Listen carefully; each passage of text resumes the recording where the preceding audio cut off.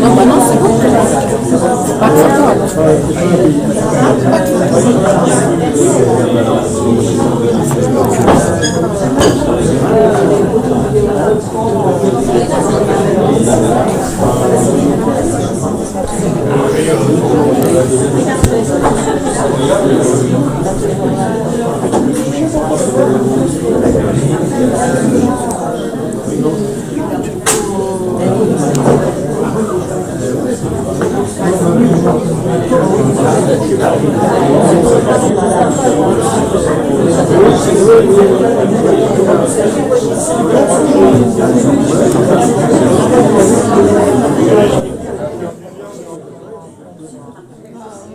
Oui, ah oui.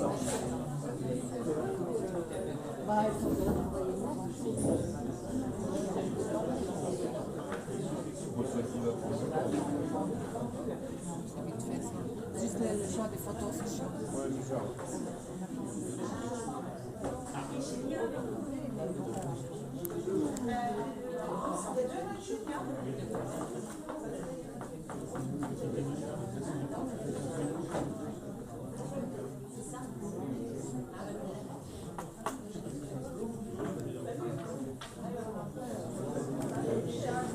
Vous avez une photo? Hein? C'est bon? Non, j'ai pas mon appareil photo et Ah, j'ai tu pas peux mon prendre téléphone. une. Ah oui, oui, oui. Ah oui, c'est vrai, ouais, oui. Ouais.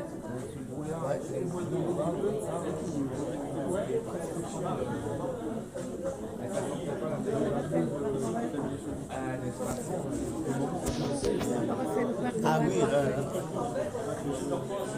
Noël blanc, disons, je sais pas, vraiment.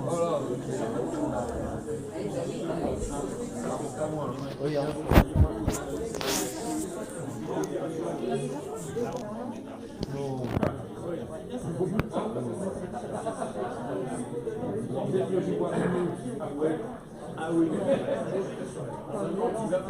De toute façon, moi, à 19h,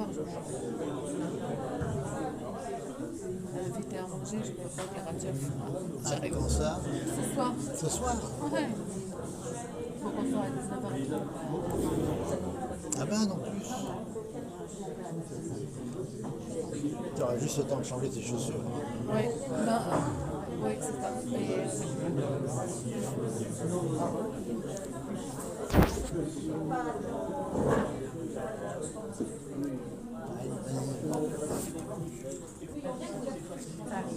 Mais, il y a la lumière qui est Ah oui, oui, voilà.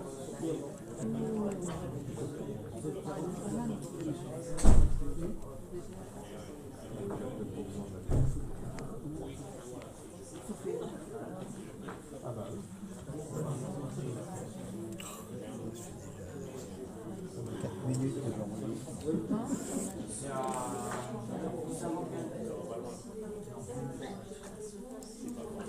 Tu vois, j'ai oublié de prendre mon truc pour écrire. Mon stylo, j'ai oublié de prendre mon téléphone. Madame Daniel, tu vas mettre.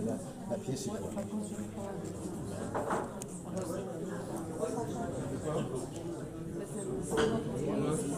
Ça y est. Merci.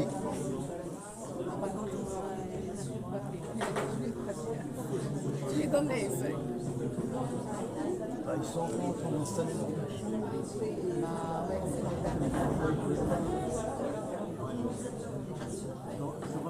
Ah si.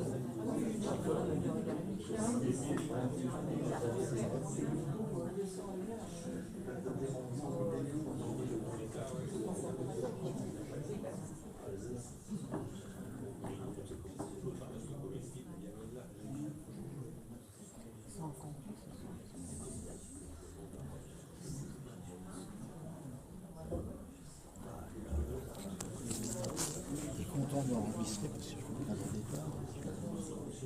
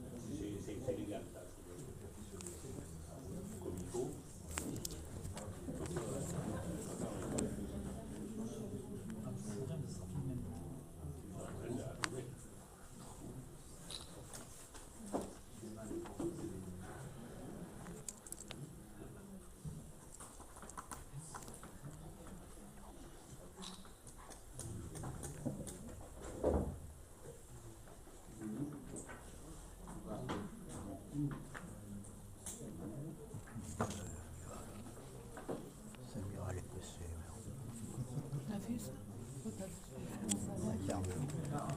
Un quart d'heure, ouais.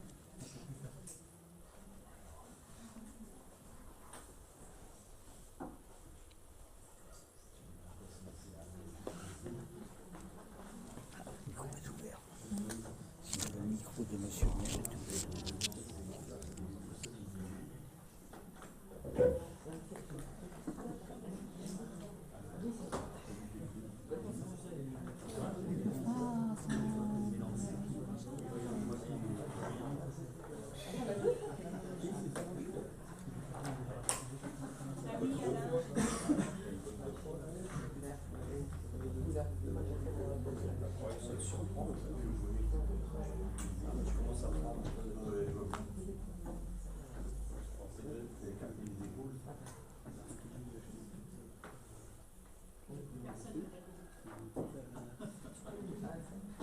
On va pouvoir commencer la séance. Excusez-nous du petit retard qui est sur la consolidation des résultats. Donc on va commencer par faire l'appel. Janine, je vais plus sur notre secrétaire de séance. Donc le maire Boris présent, Jackie Chauvin présent, Dany Magré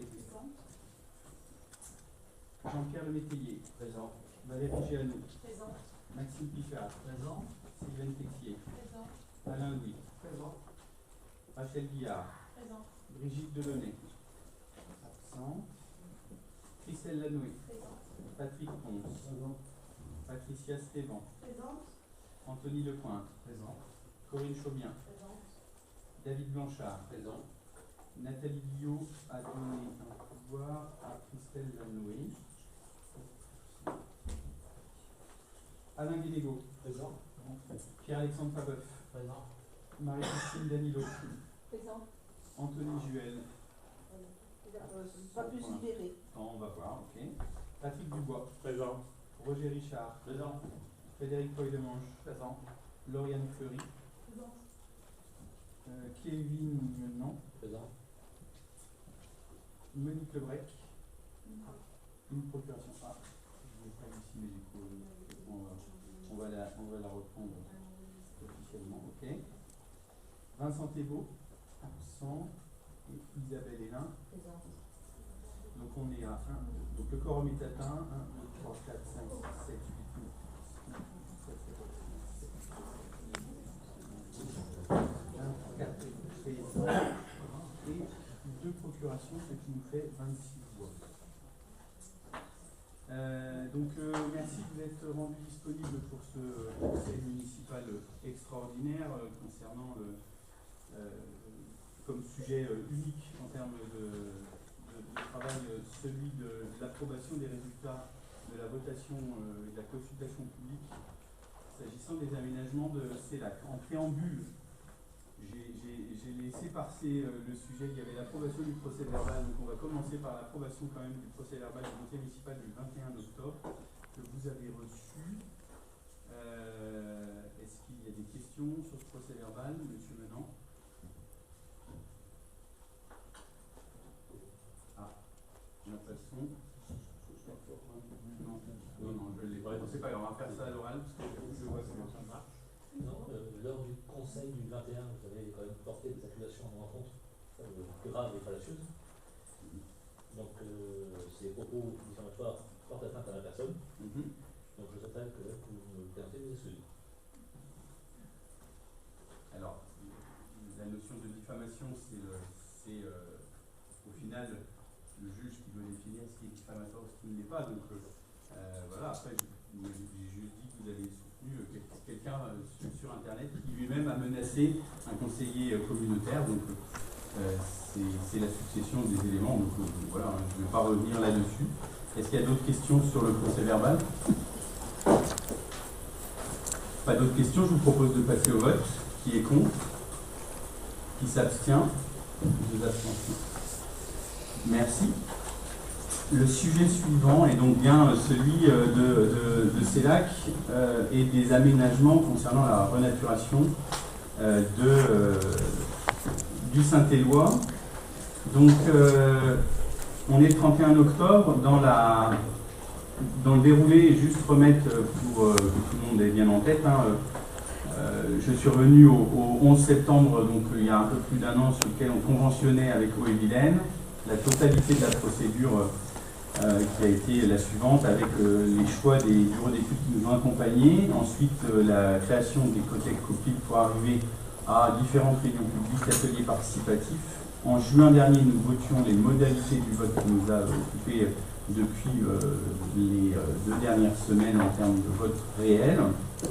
La présentation des scénarios en conseil municipal au mois de septembre, la réunion publique début octobre et effectivement la période de vote réel qui a été un peu augmentée en termes de durée dans le sens où on a eu un petit souci sur le premier jour avec le serveur du prestataire SimplyWeb sur le vote en ligne qui nous a occupé un tout petit peu, et puis le dépouillement qui a eu lieu cet après-midi.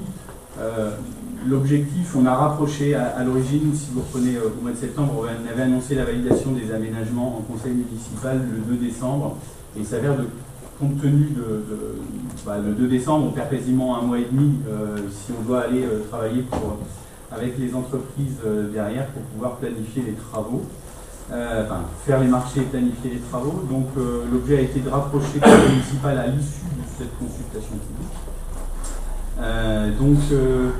Le procès verbal, il va être à la signature par tous les membres qui étaient là. Je rappelle qu'on est sur une consultation publique, on n'est pas dans un vote de type élection au sens strict du terme. Les résultats resteront dans le procès verbal de ce conseil municipal, mais ne font pas l'objet de toutes les attentions comme la préfecture le fait habituellement dans le cadre de scrutin classique. Donc on avait 3 scénarios qui étaient à la présentation. Le scénario 1, travailler sur l'existant. Le scénario 2, adapter l'aire de camping-car aux citoyens. Et le scénario 3 qui était misé sur le sport et loisirs en famille. Donc les 3 scénarios étaient illustrés lors du dernier conseil municipal. Je ne vais pas revenir dessus. Voilà l'objet des résultats, en sachant que nous avons ici les classements par points. Ce qu'on peut faire, parce que du coup c'était un petit peu compliqué pour remonter les éléments, nous avons eu 1894 votes au total.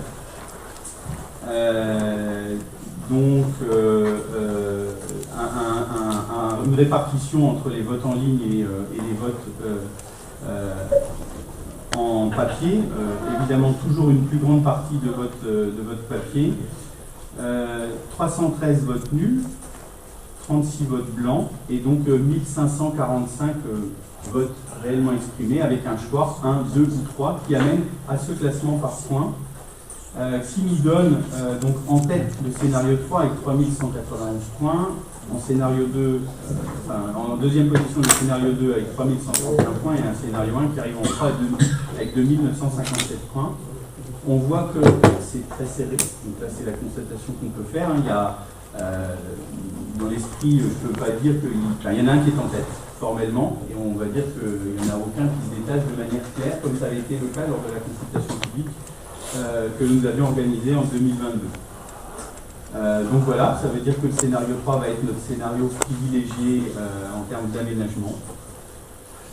Donc voilà, je ne sais pas s'il y a des expressions qui veulent avoir place là maintenant à propos de à la fois le déroulement du vote et puis les conclusions de ce vote au final. Je ne sais pas s'il y a des gens qui veulent prendre la parole. Le conseil municipal ne va pas être très long, j'apporterai quelques éléments, d'autres informations sur un autre sujet qui nous occupe. Les micros ne fonctionnent pas, j'ai essayé mais... Pour une réaction, le scénario 3 me satisfait d'être en tête parce que je trouve que c'est celui qui amenait le plus orienté vers la convivialité. Je pense qu'on a besoin de cette convivialité. Il y a des services qui seront mis en place, qui existent déjà par ailleurs et c'est très bien. Je me satisfais de cette arrivée en tête et notamment de l'arrivée future du théâtre de verdure. Pour la partie culturelle, c'est toujours l'occasion de pouvoir se réunir autour d'un moment sympa et j'ai hâte qu'il soit là. Il y avait une autre prise de parole, M. Paul Demande. Oui, je découvre des chiffres. La première chose qui est soulignée, effectivement, c'est le score serré entre les 3 scénarios. Le budget des 3 scénarios n'est pas très éloigné, c'est quasiment du simple double si ma mémoire est bonne.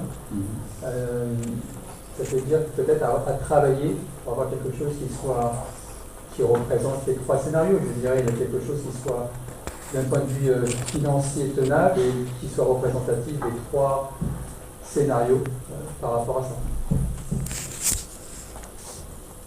C'est des prises de parole, je rebondirai sur ce que vous avez dit, c'est des choses effectivement intéressantes. Je ne sais pas s'il y a d'autres prises de parole. Non, si je peux me permettre, moi, je rejoindrai très facilement Anthony.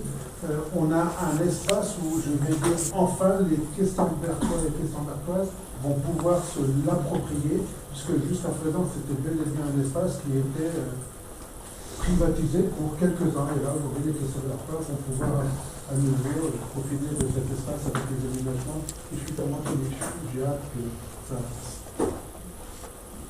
Moi, par rapport à la notion effectivement des résultats qui fait que les 3 scénarios se tiennent dans un mouchoir de poche, mais que du coup la population finalement en oriente, si on regarde le nombre de votes réellement sur les 545, le scénario 3 arrive en tête avec pratiquement plus de 50% en première position. C'est ce que vous avez voté tout à l'heure. Donc ça veut dire qu'il y a quand même un poids qui est non négligeable, mais c'est l'intérêt de cette pondération. Et en termes de budget, évidemment,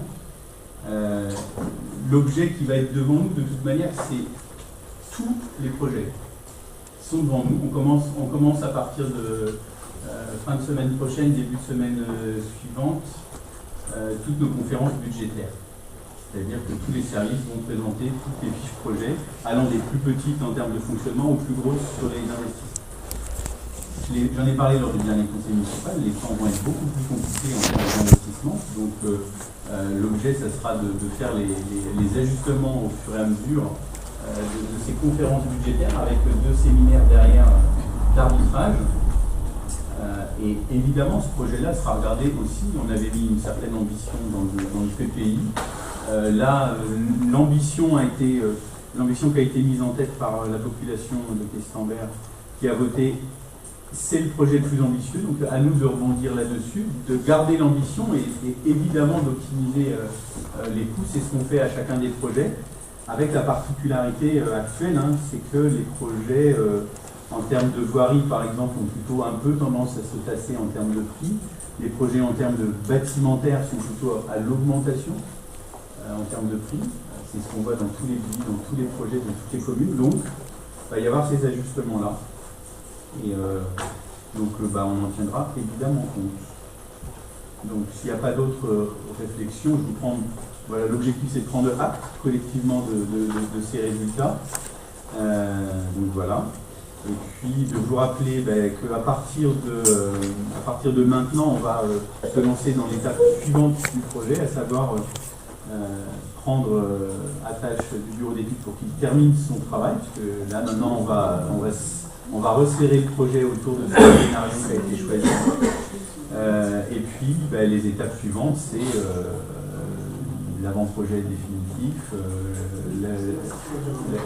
choisir le maître d'œuvre et entamer toutes les démarches pour définir tous les lots de travaux afin de faire les consultations publiques, les consultations d'appel d'offres, ou les consultations à marché adapté selon les montants de chacun des lots et de partir derrière en appel d'offres pour obtenir les marchés correspondants et entamer les travaux dès le printemps prochain. Voilà, donc il y aura un copil qui va être probablement positionné soit courant décembre, soit courant janvier. Il faut qu'on revoie avec Haut-et-Vilaine s'agissant de la fin du travail par rapport à la zone publique qui fonctionne de nouveau bien, entre guillemets presque à l'optimum, puisqu'on voit que finalement la zone humide avale les à-coups des prix que l'on a eu dernièrement. Ça monte et ça redescend, c'est exactement l'objet d'une zone humide. Donc voilà. Est-ce que tu veux rajouter quelque chose sur cette partie-là? S'agissant de la zone humide, j'ai pris contact pas plus tard que ce matin avec Haut-et-Vilaine. Il y a un portier à connaissance qui va être déposé par Hardy dès la semaine prochaine. Terminer la vidange, proprement parler de l'étang, à savoir de détruire le seuil qui aujourd'hui est un obstacle à l'écoulement et qui va être détruit d'ici quelques semaines.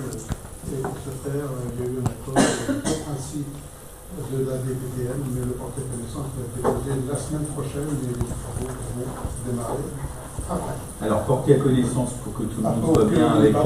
En fait, l'idée du porter à connaissance, c'est que quand il y a eu toutes les études et l'enquête publique qui a amené à la validation de la suppression des obstacles sur le Saint-Éloi, et donc sur la totalité du Saint-Éloi, l'enquête publique arrive au bout et le préfet donne autorisation à Haut-et-Vilaine pour travailler sur la totalité du Saint-Éloi.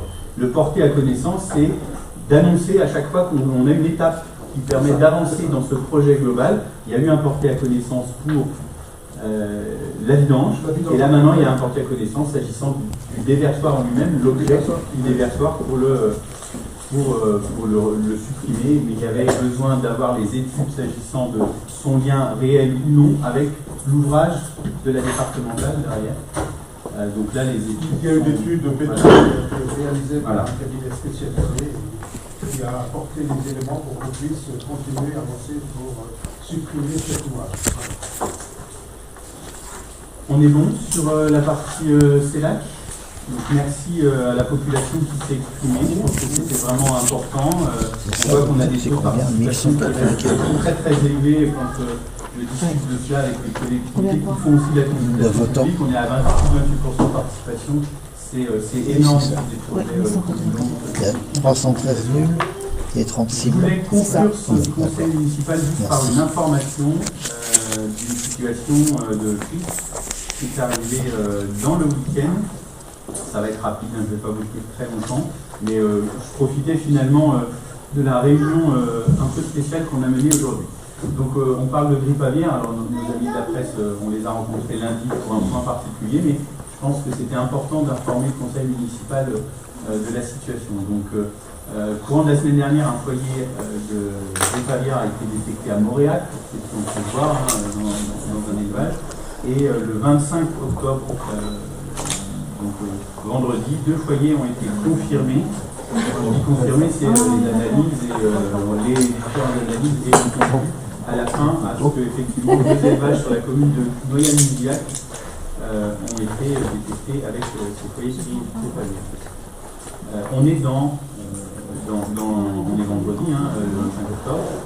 Le 26, en début d'après-midi, on reçoit l'arrêté préfectoral qui nous demande, qui informe toutes les communes autour de Noyelles-Milliac du classement en zone de protection et zone de surveillance de différentes parties de la commune avec des actions à mettre en œuvre.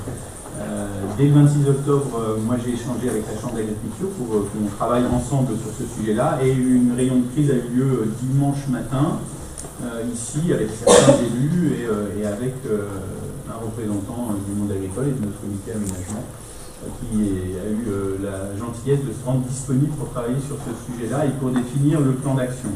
Sachant que sur le plan d'action, il y a des choses qui nous sont imposées de par cet arrêté préfectoral qui est relativement long. Ce qui nous concerne, nous, en direct commune, on va dire tout ce qui est la partie agricole, c'est pas notre job. C'est la DDPP, la Direction départementale de la protection de la population, avec les filières agricoles. Je t'avais parlé des chasseurs. Et c'est pas à nous d'intervenir. En revanche, les premières actions qu'on a menées, ils ont interdiction de chasser les oiseaux. Vente de volailles sur le marché jusqu'à la fin de cette période de crise. Sur le papier, la période de crise, grosso modo, c'est un mois, on va dire comme ça, mais si d'autres foyers arrivent, on pourrait se retrouver à avoir des délais prolongés. Donc ça, c'était la première action. Ensuite, nous avons pris contact avec toutes les associations de chasse, les deux associations de chasse qui sont sur le territoire, parce que la chasse il y a un truc qui est complètement c'est que toute la production donc ça c'était véritablement dès le dimanche matin, et le dimanche, en début d'après-midi, on a commencé à diffuser les obligations qui sont faites aux particuliers. On a commencé par Saint-Jean et Sériac, qui sont les deux villages qui sont les plus proches du foyer, plus un ou deux hameaux supplémentaires.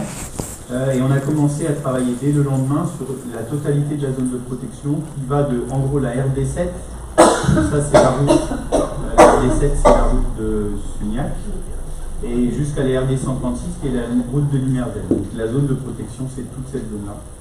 Et à partir du lundi, de manière un peu plus précise, sur toute la zone de surveillance qui concerne la totalité du reste de la commune en réalité. Les obligations pour les particuliers sont les mêmes qu'on soit en zone de protection ou zone de surveillance, et donc on a diffusé un courrier qui rappelle ces obligations, et les deux obligations qui sont faites aux détenteurs d'oiseaux particuliers, les oiseaux de basse-cour, c'est d'abord et avant tout de mettre leurs animaux à l'abri, filet ou bâtiment, et aussi et surtout de se déclarer en mairie. Et donc on a commencé à avoir des basse-cours qui sont déclarés en mairie, parce que nous, il va falloir qu'on donne ces éléments-là à la direction départementale, en sachant que je rappelle que faut se déclarer en mairie ou, et c'est le courrier qui a été distribué dans les collèges, parce que nous on ne connaît pas toutes les basse-cours individuelles qu'il peut y avoir, ou via une démarche en ligne sur le site mes démarches en ligne bouffe.fr spécifiquement, mais qui était dans le courrier. Donc voilà, nous on est l'objectif c'était d'être en soutien avec le monde agricole dans ce moment difficile, sachant qu'il y a des élevages qui sont dans les périmètres qui sont et donc eux ils ont tout un tas de consignes particulières de la part des services.